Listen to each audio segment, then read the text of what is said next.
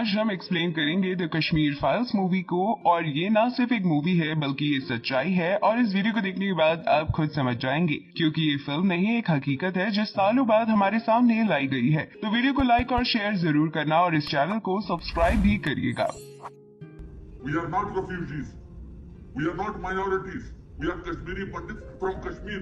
दोस्तों, इस वीडियो का उद्देश्य किसी की भी भावनाओं को ठेस पहुंचाना नहीं है। मूवी की शुरुआत में हमें 19 जनवरी 1990 में कश्मीर का सीन दिखाया जाता है, जहां हम शिव और अब्दुल नाम के बच्चों को अपने दोस्तों के साथ क्रिकेट खेलते हुए देखते हैं। शिव अपने मैच में अच्छा परफॉर्म करने के बाद सचिन का नाम लेने लगता है और वहाँ मौजूद कुछ लोगों को ये चीज पसंद नहीं आती और वह कहते हैं कि ये पाकिस्तान है, भारत नहीं, यहाँ सचिन की नहीं चलती। और वह लोग ये बोलकर शिव को मारने लगते हैं, जिसके बाद उसका लंगोटिया यार अब्दुल उसे बचाकर वहाँ से लेकर किसी तरह से भाग जाता है। इसलिए कहते हैं कि दोस्ती में कोई मजहब नहीं होता। दोस्तों कहते हैं कि 1990 कश्मीर का वो समय था जब कश्मीरी पंडितों से वहाँ रहने का हक छीना जा रहा था, उन्हें मारा जा रहा था, सताया जा रहा था। और इस पूरे आतंक को लीड कर रहा था फारूक अहमद दर, जिसे लोग बीता कराटे के नाम से भी जानते थे। और वह सभी लोगों को इकट्ठा करके भाषण दे रहा था कि अगर ये वतन हमारा है तो इस पर हुकूमत भी हमारी होगी। दूसरी तरफ हम एक औरत को देखते हैं जो अपनी बीमार बच्ची को डॉक्टर के पास लेकर जा रही थी। तभी वहाँ मौजूद पुलिस उसे कहते हैं कि आगे मत बढ़ो, वहाँ खतरा है। कि तभी सामने से एक टेररिस्ट उस पुलिस वाले को शूट करके मार देता है और उस औरत से कहता है कि तुम्हारी बेटी की शादी अपने छोटे भाई से कराऊंगा, जिस वजह से वह औरत उसके मुंह पर थूक देती है और वह आदमी गुस्से में आकर उसे गोली मार देता है, जिस वजह से उसकी बेटी काफी डर जाती है और जोर जोर से रोने लगती है। अगले सीन में हम एक पंडित को देखते हैं जिसका नाम पुष्कर था। पुष्कर की फैमिली में उनका एक बेटा और बहू और उनके 2 बच्चे होते हैं। उनके दोनों बच्चों में से एक का नाम होता है शिव, जो कि मूवी में स्टार्ट में क्रिकेट खेल रहा होता है, और दूसरे बच्चे का नाम कृष्णा होता है। पुष्कर यहाँ हर शिवरात्रि में शिव जी का रोल अदा करते थे और यहाँ पर वो इसी की प्रैक्टिस कर रहे होते हैं और उन्हें कश्मीर से बहुत प्यार होता है। अब वह अपने पोते शिव को ढूंढ रहे थे क्योंकि वह अब तक घर नहीं लौटा था। फिर शिव उन्हें मिल जाता है और वे पंडित यानी कि पुष्कर सीव और अब्दुल को साथ लेकर जा रहे थे। तभी पीछे से एक आर्मी की गाड़ी आती है और कहते हैं कि मेरे साथ चलो क्योंकि माहौल गर्म है, तुम्हें कोई नुकसान न पहुंचा दे। और अफसोस उनकी गाड़ी आधे रास्ते में ही ब्लास्ट हो जाती है। दूसरी तरफ हम पुष्कर के घर को देखते हैं, जहाँ बीटा कराटे अपने आतंकवादी दोस्तों के साथ पुष्कर के घर में घुस आया था और वह शिव के फादर को ढूंढ रहा था, जिस वजह से शिव के पिता एक अनाज के ड्रम में छुप जाते हैं ताकि वो उसे मार न पाए। लेकिन तभी बीटा कराटे को उसके पीछे छिपे होने की खबर मिल जाती है, जिसके बाद वो उस ड्रम पर गोलियां चलाने लगता है। वहाँ बैठी शिव की माँ, जिनका नाम श्रद्धा था, वह ये सब अपनी आंखों से देखकर काफी डर जाती है। और तभी वहाँ पर पुष्कर भी आ जाता है, जिस पर बीटा कराटे श्रद्धा को उसके पति के खून से रंगे चावल को खाने के लिए फोर्स करता है और कहता है अगर तुमने इसे खा लिया तो मैं तुम्हें और तुम्हारे बच्चों को जिंदा छोड़ दूंगा। और फिर इसी के साथ कहानी पहुँच जाती है प्रेजेंट पे, जहाँ हम ब्रह्मा दत्ता नाम के एक आदमी को देखते हैं जो कि अभी भी कश्मीर में रह रहा था। और यहाँ पर उससे मिलने पुष्कर का छोटा पोता कृष्णा पंडित वहाँ आता है, जो कि अब दिल्ली में रह रहा था। लेकिन वह अपने साथ अपने दादाजी यानी कि पुष्कर की अस्थियां लेकर आया था, क्योंकि अब उनकी मौत हो चुकी थी। कृष्णा के वहाँ आने पर कुछ और लोग भी वहाँ आ जाते हैं, जो कि पुष्कर के भी कभी दोस्त हुआ करते थे। और उनके दोस्तों में थे महेश कुमार, जो कि एक डायरेक्टर थे, हरि नारायण, जो अपने वक्त में एक डीजीपी थे, और अतुल श्रीवास्तव, जो कि एक जर्नलिस्ट थे। लेकिन कृष्णा को अपने माता पिता की मौत के बारे में कुछ भी नहीं पता था कि आखिर उनकी मौत कैसे और कब हुई थी। उस बेचारे को ऐसा लगता था कि उसके माता पिता की मौत एक एक्सीडेंट में हो गई। और फिर उसी के साथ सीन शिफ्ट होता है दिल्ली की जेएनयू यूनिवर्सिटी में, जहां कृष्णा ऑडिटोरियम में बैठे प्रोफेसर राधिका के लेक्चर को सुन रहा था। राधिका यहाँ पर बैठे हुए बहुत सारे स्टूडेंट्स को भड़का रही थी कि उन्हें कश्मीर को आजादी दिलानी है और कश्मीर को इंडियन गवर्नमेंट से खतरा है। और ये उसी टीम की बात कर रही है जब आर्टिकल 370 को कश्मीर से हटाया गया था। लेकिन बहुत सारे लोग इसके अगेंस्ट थे, including professor Radhika. Professor Radhika को भी ऐसा लगता है कि कश्मीर को भारत का पार्ट नहीं होना चाहिए था। और वह ये भी बताती है कि 1990 में कोई भी जेनोसाइड नहीं हुआ था और न ही किसी पंडित को मारा गया था। और उसकी बातें सुनते सुनते कृष्णा को भी ये बात सच लगने लगती है, जिसके बाद कृष्णा अपने कॉलेज के प्रेसिडेंट इलेक्शन में खड़ा होता है और इसी चीज का फायदा उठाते हुए राधिका कृष्णा को मैनिपुलेट करके अपने साइड करते जा रही थी। और फिर सीन एक बार फिर से पास्ट की तरफ चेंज होता है और हमें 1989 का सीन दिखाया जाता है जहां पुष्कर ब्रह्मा दत्ता से मिलने जाता है क्योंकि वह एक आईएएस ऑफिसर था। वह उसे बोलता है कि कश्मीरी पंडितों को प्रोटेक्शन की काफी जरूरत है और खास करके मेरे बेटे को, क्योंकि उसके बेटे को बीटा कार्टे ने इंडियन पुलिस के मुखबर करार कर दिया है, यानी कि हिंदुस्तानी जासूस। ये सब सुनने के बाद ब्रह्मा दत्ता कहता है कि ठीक है, मैं कुछ करता हूँ। फिर ब्रह्मा दत्ता और पुष्कर रास्ते में जा रहे थे तो पुष्कर उतरकर सब्जी लेने जाता है तो वह सब्जी वाला पुष्कर को पैसे रिटर्न करते समय कुछ पाकिस्तानी करेंसी दे देता है, जिस पर पुष्कर को ये बात अच्छी नहीं लगती। तो वह सब्जी वाला कहता है कि जिस कंट्री में रहोगे उसी की करेंसी मिलेगी ना। ये सब देखकर ब्रह्मा को काफी गुस्सा आता है और वह उसे जेल में बंद करवा देता है, जिसके बाद ब्रह्मा वहाँ के सीएम से पंडितों की सेफ्टी के बारे में बात करने जाता है, जिस पर सीएम उसे ही दोषी करार कर देता है और कहता है कि तुम यहाँ के आईएएस हो और शांति बनाए रखना तुम्हारा काम है। सीएम उसकी बातों को इग्नोर करके आगे बढ़ जाता है और तभी हम देखते हैं कि सीएम बीटा कराटे से कुछ बातें कर रहा था। इसका मतलब आप ये समझ सकते हैं कि सीएम खुद बीटा कराटे से मिला हुआ है। और फिर उसी के साथ सीन शिफ्ट होता है प्रेजेंट में, जहाँ पर ब्रह्मा की वाइफ कृष्णा को उसके मॉम डैड की तस्वीर दिखा रही थी, क्योंकि कृष्णा ने आज तक उन्हें देखा ही नहीं था। क्योंकि जब वे लोग कश्मीर से भागे थे तो उनके पास इतना भी वक्त नहीं था कि वे लोग अपने साथ कुछ सामान ले जा पाते। और यहाँ पर ब्रह्मा जेनोसाइड के बारे में कुछ बोलता है तो कृष्णा उसे बोलता है कि कोई भी जेनोसाइड नहीं हुआ था, ये सब बस एक अफवाह है। और उस रात 5 लाख कश्मीरी पंडित नहीं बल्कि सिर्फ 2 लाख कश्मीरी पंडित कश्मीर छोड़कर निकले थे और उन्हें मारने वाले भी आर्मी के लोग ही थे। और वह कश्मीर के लोग जो टेररिस्ट बन रहे हैं उनके जिम्मेदार भी हम लोग ही है। अगर आप उनके बच्चों को गाड़ी से बांधकर घसीटेंगे और एक की वजह से सभी को टेररिस्ट बुलाओगे तो जाहिर सी बात है वे लोग टेररिस्ट ही बन जाएंगे। ब्रह्मा को कृष्णा की ये बात सुनकर काफी गुस्सा आ जाता है और फिर वो कृष्णा को फ्लैशबैक में ले जाता है और स्टोरी एक बार फिर पहुंच जाती है उसी रात में जब बीटा कराटे श्रद्धा को खून से सने चावल को खाने को मजबूर कर रहा था। श्रद्धा अपने बच्चों को खोना नहीं चाहती थी, इसलिए वह उस चावल को खा लेती है, जिसके बाद वे टेररिस्ट अपने वादे को पूरा करते हुए उन लोगों को उसी हाल में छोड़कर वहाँ से चले जाते हैं। जिसके बाद पुष्कर अपने डॉक्टर दोस्त महेश को कॉल करता है और उसे बोलता है कि उसके बेटे को बहुत सारी गोलियां लगी हुई है और वो अभी भी जिंदा है और वो जितना जल्दी हो सके वहाँ पर आ जाए।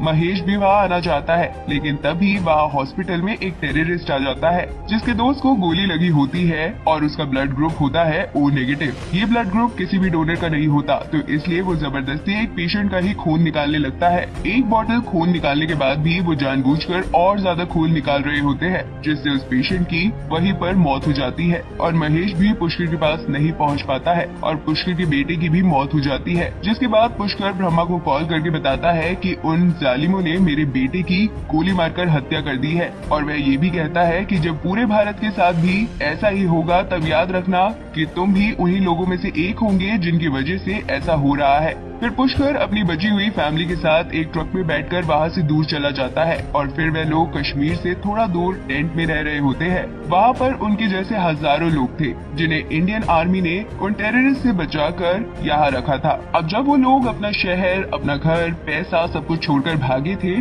तो उन लोगों के पास ना ही खाने का खाना था और ना ही पीने का पानी। थोड़ा बहुत खाना आर्मी के लोग अरेंज कर देते थे। वे लोग एक वक्त में आधा पेट खाना खाया करते थे। अब वे लोग इसी आस में जी रहे थे कि एक दिन हम लोग वापस अपने घर जरूर जाएंगे। कुछ दिन उसी टेंट में बिताने के बाद पुष्कर की आंखों की रोशनी धीरे धीरे कम होने लगी थी और फिर एक दिन उन सभी से मिलने आईएएस ब्रह्मा वहाँ आता है, जो कि अब आईएएस ऑफिसर से प्रमोट होकर होम मिनिस्टर एडवाइजर बन चुका था। और यहाँ पर उनके साथ साथ होम मिनिस्टर भी आते हैं। जिसके बाद वहाँ मौजूद वो सारे लोग जो कश्मीर से भाग कर आए थे वो लोग अपनी अपनी प्रॉब्लम को बताते हैं। तभी पीछे से पुष्कर एक पोस्टर लेकर सामने आता है और आर्टिकल 370 को हटाने की मांग करता है। और यहाँ पर ब्रह्मा पुष्कर को देखकर काफी बुरा फील करता है क्योंकि उसकी आंखें काफी हद तक खराब हो चुकी थी और अब वह पूरी तरह से मेंटली डिस्टर्ब हो चुका था, जिस वजह से वह ब्रह्मा को पहचान भी नहीं पाता। जिसके बाद ब्रह्मा पुष्कर की फैमिली से मिलता है और वह कहता है कि वह उनको पास में ही एक घर दिला सकता है और एक जॉब भी दिला सकता है। जिसके बाद श्रद्धा ब्रह्मा की बात पर एग्री हो जाती है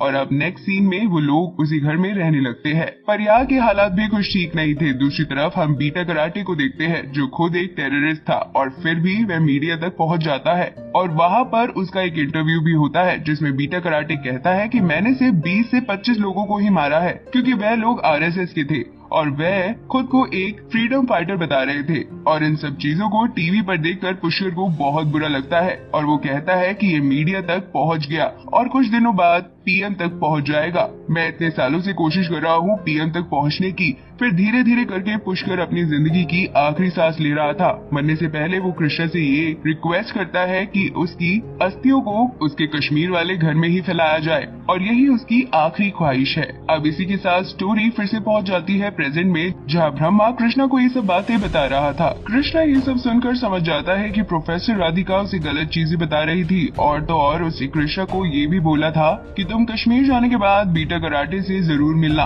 फिर नेक्स्ट सीन में पुष्कर के सारे दोस्त कृष्णा को पुष्कर के घर में ले जाते हैं, जहाँ पर उसके शिवजी के मंदिर से शिवजी को हटा दिया गया था और वहाँ पर वही झंडा लगा दिया था जो कि 30 साल पहले आतंकवादियों का झंडा हुआ करता था। फिर वे लोग उस झंडे को वहाँ से हटा देते हैं और फिर कृष्णा अपने दादाजी यानी कि पुष्कर की अस्थियों को उसी घर में बिखेर देता है। और अब फाइनली इसी तरह पुष्कर की अंतिम इच्छा भी पूरी हो जाती है और उसकी आत्मा को शांति मिल जाती है। वह अपने घर कश्मीर वापस आ चुका है। वहाँ के सारे काम को निपटा कर कृष्णा एक आदमी के साथ बीटा कराटे से मिलने जाता है और वह आदमी कोई और नहीं बल्कि उसका भाई शिव का बचपन का दोस्त अब्दुल था। फिर रास्ते में कृष्णा अब्दुल से सारी बातें पूछता है कि आखिर उस वक्त क्या हुआ था। अब्दुल अपनी जुबानी सारी बातें उसे बताता है और कृष्णा उसकी सारी बातें अपने फोन में रिकॉर्ड करता है। अब्दुल उसे बताता है कि मैं और मेरा परिवार कभी भी कश्मीरी पंडितों के खिलाफ नहीं थे, बल्कि शिव तो मेरा बहुत ही अच्छा दोस्त था और जब तुम्हारा परिवार उस घर को छोड़कर भाग रहा था तो मेरे अब्बू ने उन लोगों की काफी मदद की थी। अब यहाँ पर हम देखते हैं कि कृष्णा बीटा कराटे के पास पहुँच चुका है और बीटा कराटे भी कृष्णा को यही बोलता है कि उसने किसी को भी नहीं मारा था और कश्मीरी पंडित खुद ही ये जगह छोड़कर जा रहे थे और उन्हें मारने वाले आर्मी के लोग थे। और बीटा यहाँ पर अपना कंपैरिजन भगत सिंह और महात्मा गांधी जैसे फ्रीडम फाइटर से करता है। ये सब सुनने के बाद कृष्णा को लगता है कि बीटा बिल्कुल सही कह रहा है और इसी बात पर वह जाकर ब्रह्मा से झगड़ा भी कर लेता है और उसे खूब खरी खोटी सुनाता है। अब जब पानी सर से ऊपर चला जाता है तो ब्रह्मा गुस्से में आकर कृष्णा के सामने 3 फाइल्स रख देता है। जब कृष्णा उन फाइल्स को पढ़ता है तो उसके होश उड़ जाते हैं क्योंकि उसमें उसके भाई शिव और उसकी माँ का भी फोटो था और उसे बीटा कराटे ने ही मार दिया था। ये सब जानने के बाद कृष्णा वापस से अपने कॉलेज में जाता है, जहाँ प्रोफेसर यानी कि राधिका एक सॉन्ग गा रही थी जो सभी स्टूडेंट को कश्मीर को लेकर मिसगाइड कर रही थी। फिर राधिका कृष्णा को स्पीच देने को बोलती है क्योंकि वह उस कॉलेज का प्रेसिडेंट बनने वाला था और अब वह वक्त आ जाता है जब कॉलेज के सारे लोगों को सच मालूम पड़ने वाला था। कृष्णा माइक लेकर कहता है कि बहुत साल पहले एक ऋषि मुनि कश्मीर गए थे जिनका नाम था ऋषि कश्यप और उन्होंने वहाँ पर काफी वक्त तक श्रद्धा की और ज्ञान प्राप्त किया और उन्हीं के नाम पर स्टेट का नाम कश्मीर पड़ा और ऐसे ही करते करते बहुत सारे ऋषि मुनि और ज्ञानी लोग कश्मीर गए और वहाँ पर बहुत सारी रिसर्च की और इसी तरह बहुत सारे पंडितों ने मिलकर कश्मीर को बसाया। पर एक दिन वहाँ पर कुछ टेररिस्ट आए जो कि शुरू में तो वहाँ पर पनाह लेने के लिए आए थे और कश्मीरी पंडितों ने उन्हें रहने भी दिया और धीरे धीरे करके उन्हें पता चला कि कश्मीर कितना ज्यादा खास है और फिर उन्होंने वहाँ पर कश्मीरी पंडितों पर ही अटैक करना शुरू कर दिया। उन्होंने कश्मीरी पंडितों को मारा, उनसे जबरदस्ती कलमा पढ़वाया, जबकि इस्लामिक किताब में ये लिखा है कि किसी को भी जबरदस्ती कलमा पढ़वाना या मुसलमान बनाना सख्त मना है। लेकिन उन जालिमों ने सिर्फ पंडितों को ही नहीं मारा, इवन जो मुस्लिम भी उनके खिलाफ आवाज उठाते थे उन्हें भी मार दिया जाता था और उसे इस्लाम का दुश्मन करार कर दिया जाता था। और इसी तरह उन्होंने धीरे धीरे मेजॉरिटी में रहने वाले कश्मीरी पंडितों को वहाँ से माइनॉरिटी में बदल दिया और बाकी के 5 लाख पंडित वहाँ से भाग गए, जिस वजह से बहुत सारे हिंदू मुसलमानों के बीच की दोस्ती टूट गई। आज तो हमारे पास पूरी पावर है कि हम लोग वहाँ वापस से जाकर रह सकते हैं और कोई हमें ऐसा करने से रोक भी नहीं सकता। पर कश्मीरी पंडितों को उनके ही घर से निकालकर भगा दिया गया और वह लोग अपने घर जा भी नहीं सकते थे। उसकी पूरी स्पीच में लोगों ने उन्हें कई बार रोकने की कोशिश की, पर अब कृष्णा को सच समझ में आ गया था और वह इसलिए बिना रुके बोलता गया। कृष्णा ये भी कहता है कि हमारे नेता लोगों को सिर्फ मसाला चाहिए, उन्हें बस इंडिया पाकिस्तान करने वाला चाहिए, लेकिन कोई भी भुखमरी की बात नहीं करता, कोई किसी कमजोर पर हो रहे जुल्म की बात नहीं करता।